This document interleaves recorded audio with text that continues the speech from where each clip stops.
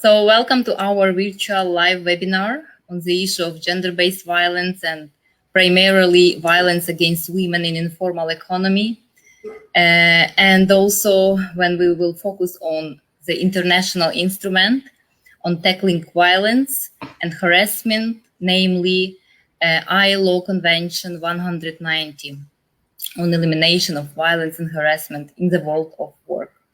My name is Oksana Abud. I am a StreetNet International Coordinator, and I am honored today to moderate this extremely important and very relevant webinar on the issue of, I would say, another probably hidden pandemic, which is called violence and harassment, particularly violence against women and girls, and during this crucial time of global pandemic of COVID-19.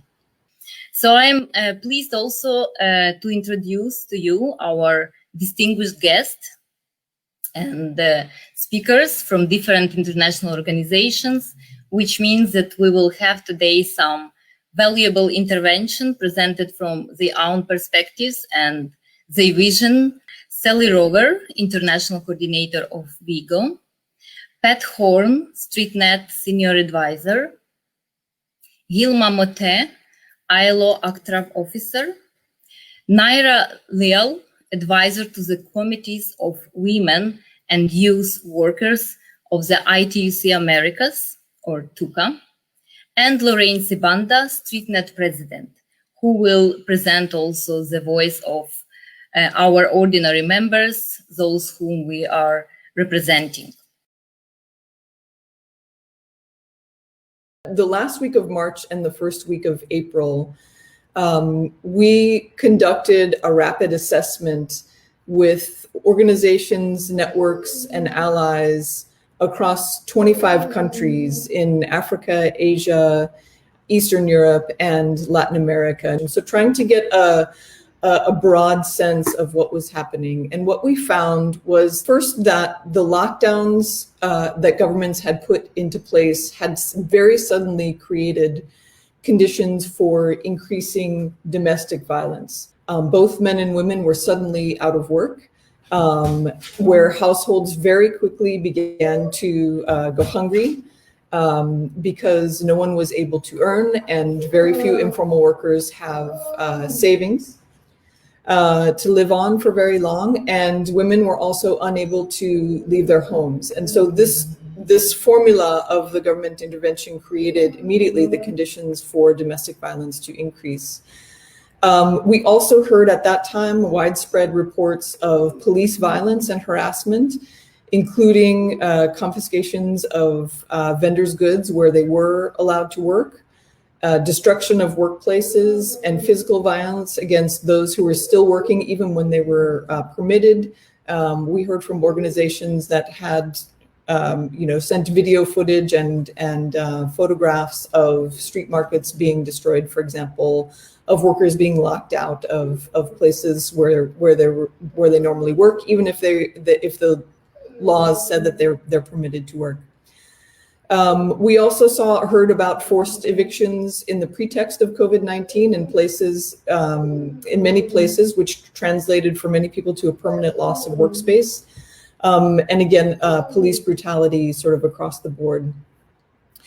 We then followed up that study with a second study in June and July. So we surveyed 2,200 participants, including members of organizations affiliated to StreetNet, and then in August and September conducted some in-depth interviews with worker leaders and key informants. And again, we found some reports of similar conditions. So the trends that sort of began in this context of sudden lockdowns really were continuing on. I think it's important to recognize, however, that none of this is actually new. So research on workers and working conditions in informal employment across the different sectors, whether we're talking about street vendors or waste pickers or home-based workers, has turned up evidence of violence and documentation of violence for a very long time. And that's because of the conditions of informal employment. Going back to maybe 2018 or so, research to inform our preparations for ILO Convention 190, which showed not only that violence in the informal economy is pervasive, but also that there's a range of sources of violence. So among the sources of violence are, first of all, the state. So national governments and local governments are common sources of violence. Vested interests, so intermediaries, money lenders, property owners, landlords, those sorts of actors are oftentimes identified by workers in our network as sources of violence. Criminal actors, even fellow workers, people's own household and community, and also the general public. So there's a whole range of sources of violence that affect informal workers. We know that violence in the informal economy is particularly an urgent issue right now, but we also know that there's a long history of violence. So what do we know about being able to work against those violence? So one is we've seen some success pushing back against violence where we're able to dismantle the enabling factors. Things like city planning narratives that sort of ignore people and the kinds of works they do. National urban policies that don't have any livelihood component. A general devaluing of informal work, and also and especially women's informal work. So part of the success lies in being able to dismantle those enabling factors. A second thing is to draw on lessons learned from organized workers who have resisted violence. And then finally, there's a real opportunity, I think, here to use stronger alliances and coalitions among civil society organizations in this moment. So I'll end just by saying, I do believe there's an opportunity now. Workers are coming together more than ever. Violence in the world of work affects absolutely everyone, and no one is alone in this struggle. So this is the moment for us to join hands and find those places to push back. Thanks very much. To talk specifically about the effect of this important convention on street vendors, I think firstly, even before COVID came along, the chief problem of street vendors, whenever you ask people what are their problems, and they have many, the most key one is the lack of security in their selling spaces. People sell in public space, but they are not secure. And many of us have seen people being chased down the street by police, lugging great big sacks of goods on their backs, or having to abandon their goods and so on. So you can imagine that when you have that kind of lack of work security, it's not that easy to make a sufficient income. So this lack of security in selling spaces is caused by difficulty in getting trading permits. And very often this is because people try to get trading permits, but they get refused, or they just don't get responded to.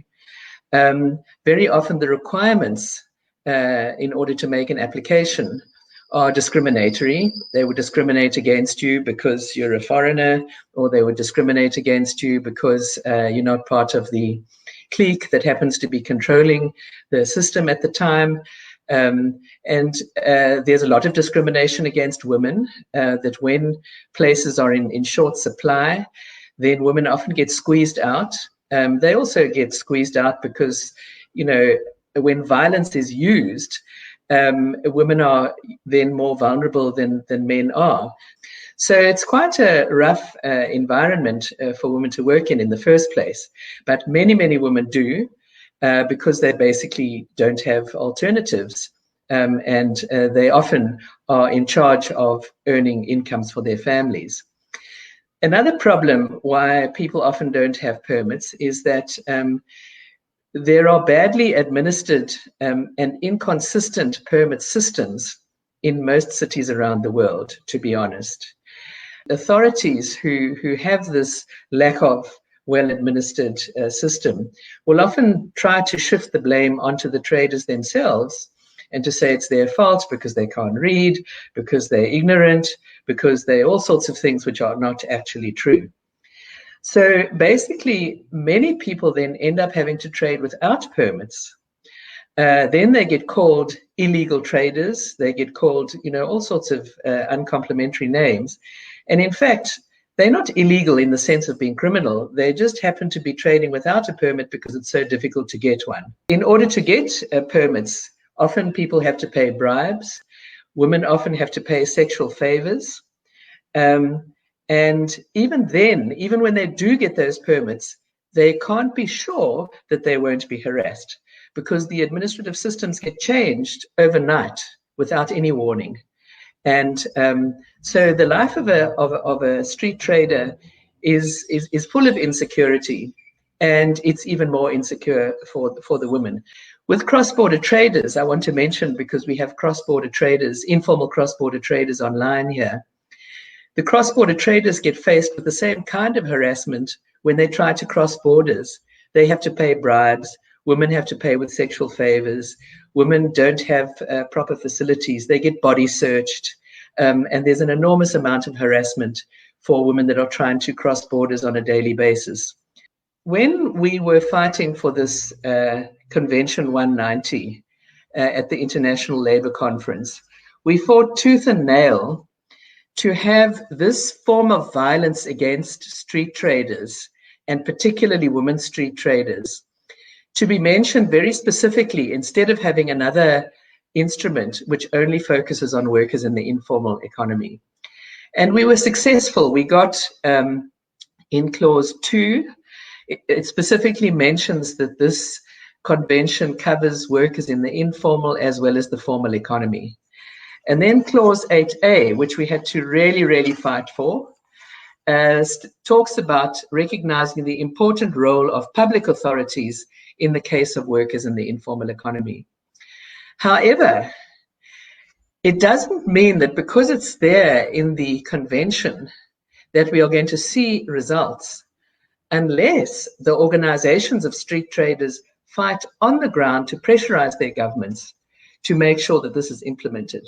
Don't think that because we have a nice convention that's got nice clauses in it that we fought for, that things will change on the ground if you don't lobby your governments and push. And I want to encourage all organizations of workers in the informal economy, please make sure that you get a foot in the door of your tripartite negotiating forums in your countries. Even if you don't have a tripartite plus structure like the one we have in South Africa, make sure that you lobby the trade unions and you get your foot in the door and you work hand in glove with the trade unions, which is what we are doing here in South Africa. And the trade unions are supporting us, as they were side by side with us in Geneva when we fought for this together. They are still supporting for us to get this kind of focus into the documentation prepared by the Department of Employment and Labour.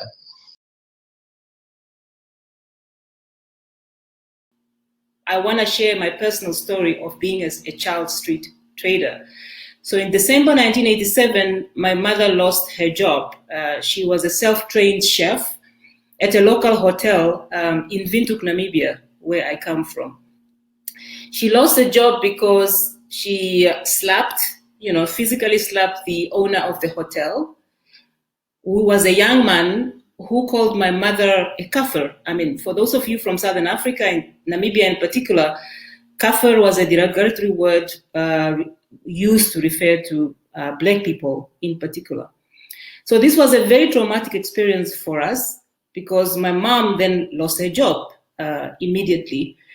And therefore, we had to begin selling on the street to make a living. And that selling on the street for my sister and I lasted between 1988 up to 1992. We were selling what we call vetkoek, which is really classic deep-fried rolls made of flour, popular again in Southern Africa in particular, and deep-fried horse mackerel fish. So on this particular day, a male client, probably in his late 20s, early 30s, harassed me. He made a comment about my breast and in fact touched me, and I pushed him back.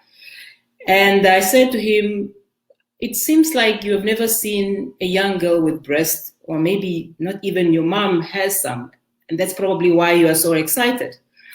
The next thing, I was rolling on the floor, obviously. He slapped me, he hit me very hard, and I dropped on the ground, not even the floor, on the ground. The fat cakes I was selling were also on the floor. And my sister was also receiving a very big, hard beating from this gentleman. Why I'm saying this is that what has happened that day was I not only attacked, my dignity attacked, I was also sexually harassed as a young girl. We lost an income as a family because we couldn't continue selling on that particular day. And this is really the story of many, many street traders across the world. My story and that of my sister is really just the tip of the iceberg of what happens on a daily basis. Because such people or street traders are not seen as human beings with aspirations and dreams, but rather seen as, people that can be abused and amused at any point in time. My sister and I never received recourse for what has happened to us or for the injustice that was meted out to us. But at least now we have Convention 190, where it protects even the most vulnerable workers, and in particular, informal workers, as our colleague Pat just mentioned. Article 8 of Convention 190 and paragraph 11 of Recommendation 206, for example, particularly talks about the protection of informal traders, including street vendors. It extends protection to workers and other persons concerned operating in the informal economy.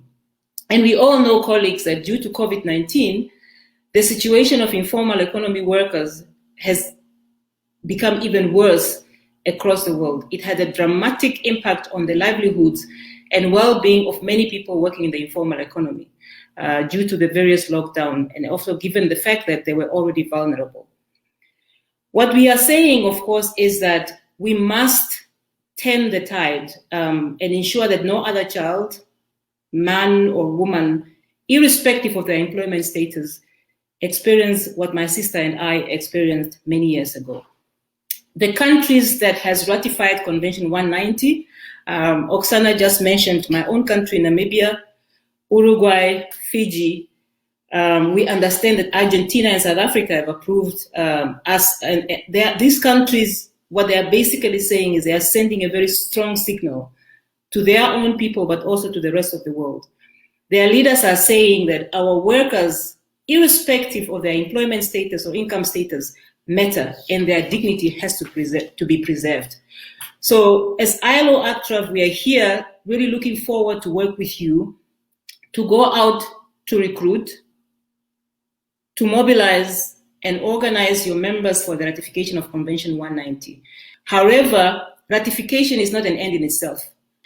We are calling on you to use the minimum standards to frame the development of policies and negotiations, and recognize also that COVID-19, the pandemic in particular, and the related economic crisis is increasing the risk of violence for informal workers, but also increasing the risk of gender-based violence and domestic violence, both in the workplace and of course also outside the workplace.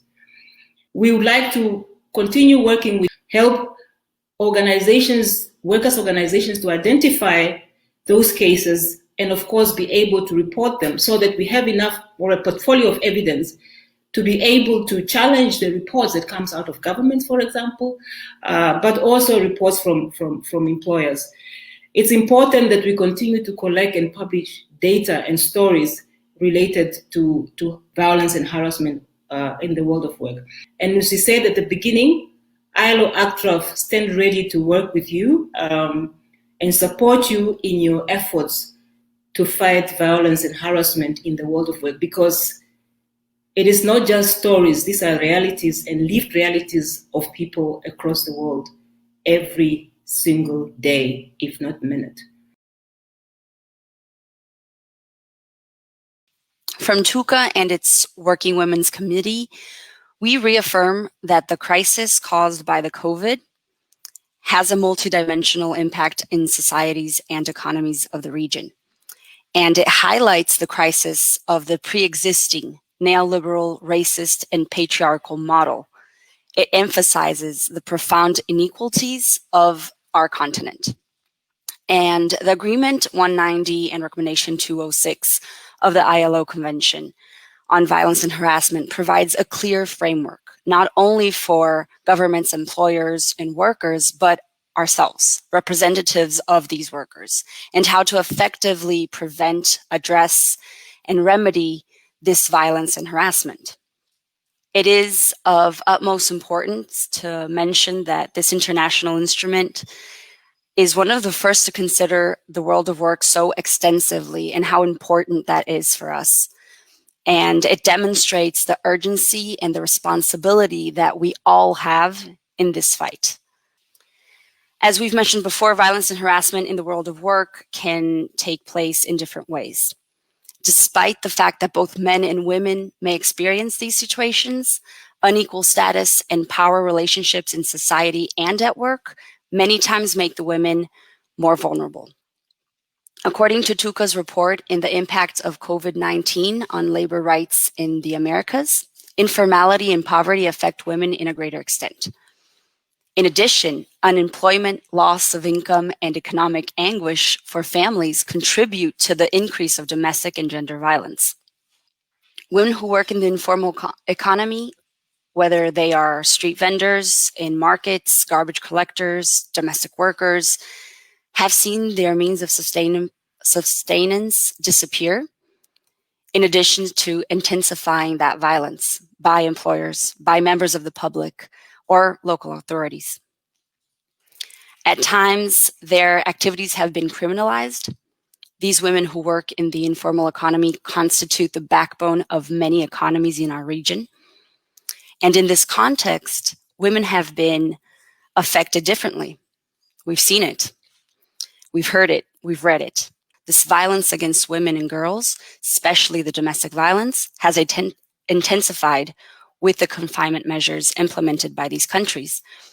Since the beginning in TUCA, we have established strategic lines that include the gender perspective in our union policies. These lines consolidate a productive and reproductive areas of work and should influence the policies and actions of companies and governments in order to tackle old models, ones with workers without family responsibilities. This whole situation represents a setback in the conquest of rights, which leads us to consider protective measures and reaffirmation of rights that place the life of working women in its proper dimension. So although the pandemic has forced the attention of government and public health to the public health, economic, and social matters, we understand that the ratification and effective implementation of these instruments constitute an integral part of a sustainable recovery, creating resilience to face this and other crises in the future. Trade unions, centrals, and social organizations have placed issues of violence in the public agenda, persisting in campaigns and actions to raise awareness of the importance of the Agreement 190. And in the complex health situation, the actions and references of the agreement and its recommendation are important instruments for the unions. They demand their approval, they present proposals, they disseminate, make awareness, promote legislation, the approval of the convention and the recommendation, give possibilities of working in a concrete and coordinated way in different countries, promoting the elaboration of plans and campaigns in which prevention is the fundamental aspect. In June 2020, Uruguay ratified the convention, becoming the first country in the region to do so. A successful campaign for the ratification was carried out. It consisted of a unified campaign among the unions that are a part of the PIT-CNT, the Ministry of Labor, the government, women's organizations, and trade union centrals of the region. We also have other examples in the region. Chile has had a great mobilization for ratifying the convention. So we see a lot of movement in our region. So as unions, we can and we should do is, sensitize and educate our members and society in general, promote awareness. That is fundamental. What is violence? What is harassment? When does it happen? What can we do about it? Preparation of guides for union representatives on how to support these victims. Build alliances with other unions, with national centers, with NGOs, and especially with women human rights groups. Generate mobilizations regarding the problem. Develop structures. We need to take action. Ratifying is just the first step. Ratifying is important, but it's the first step. And there's a lot of work to be done so it can be rightly implemented. Thank you very much.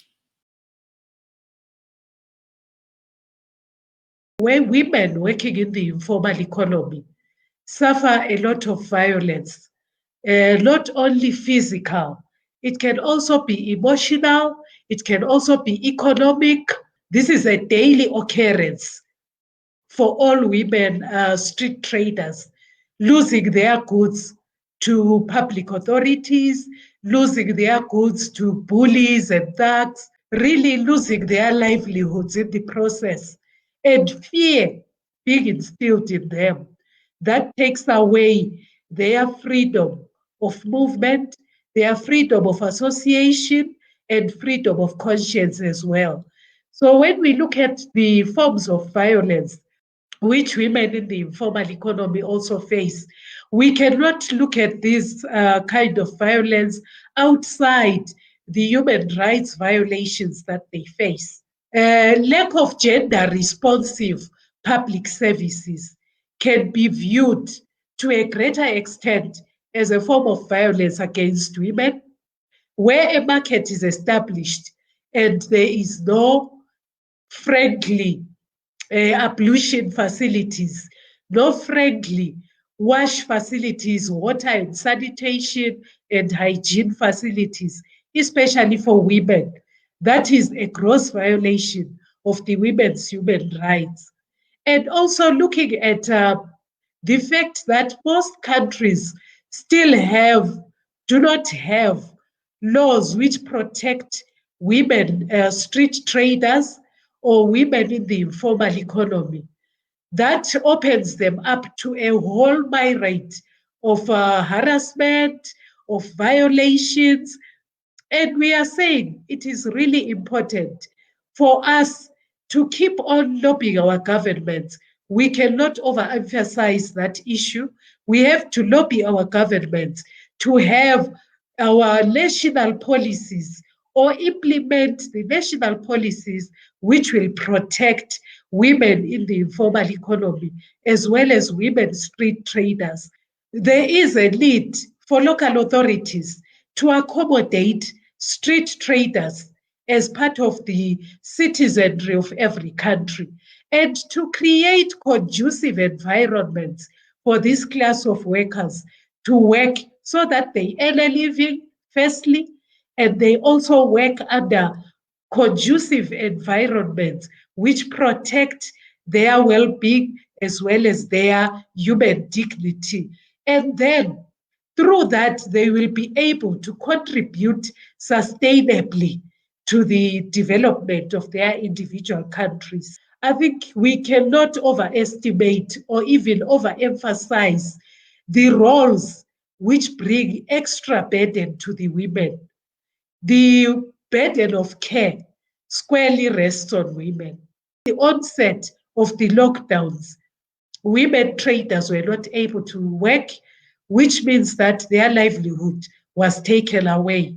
So as a result, they had to find alternative means of working, which usually are not very safe. As we speak about safety, this also brings us to the issue of the provision of personal protective equipment for everyone, even the vulnerable groups, even the women working in the informal economy and the street traders. People had to make do with what they had. They had to do it themselves. And what I would like to point out is that our governments, as custodians of their citizens, should also make sure that whenever there is money which is supposed to provide for these vulnerable groups, the money should go there. We cannot discuss the issue of violence and harassment and violations of rights outside pointing out that corruption within several governments renders vulnerable groups, most of whom are women and girls, helpless, and they also rob them of their rights to certain services which they are supposed to get. So as we talk about violence, we cannot also ignore the issue of sexual violence, which is forever on the rise. So we need to come up with strategies to say, how do we reach out to our women, educate them on their rights, not only their rights, but also provide sources of livelihood that will make them able to stand up. And we cannot also overemphasize the need for us to continue as StreetNet and WeGo, ACTREV, as well as ITUC and the ILO to push for the countries not only to ratify the Convention 190, but to implement. It won't help us to have ratification where there is no implementation and domestication. Thank you. I would like to really thank to all of you for your time, for your commitments also.